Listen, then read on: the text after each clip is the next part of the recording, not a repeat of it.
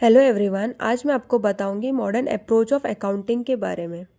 इससे पहले मैंने आपको बताया था ट्रेडिशनल अप्रोच ऑफ अकाउंटिंग, जिसको बोला जाता है 3 golden rules of accounting. But in today's business scenario modern approach of accounting he use किया जाता है।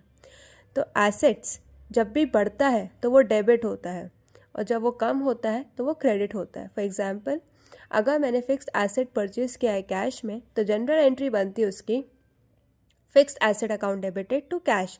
कैश कम हो रहा है तो वो क्रेडिट होगा, और फिक्स्ड एसेट बढ़ रहा है तो वो डेबिट होगा। लाइबिलिटीज़ जब भी बढ़ती है तो क्रेडिट होता है, और जब वो कम होती है तो वो डेबिट होता है।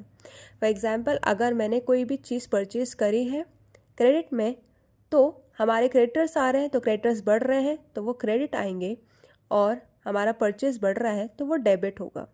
एक्सपेंस एंड लॉसेस हमारे एसेट जैसे ट्रीट होते हैं। जब भी एक्सपेंस बढ़ता है तो डेबिट, और कम होता है तो क्रेडिट।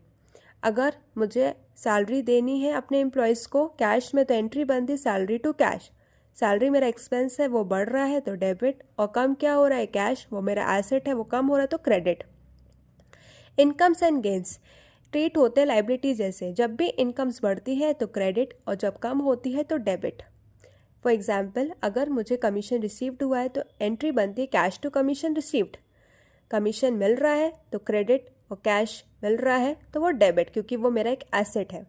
इक्विटी और कैपिटल सेम ट्रीट होता है इनकम्स एंड गेन जैसा। जब भी इनकम बढ़ती है या इक्विटी बढ़ती है तो वो क्रेडिट होता है, और जब कम होती है तो डेबिट होता है।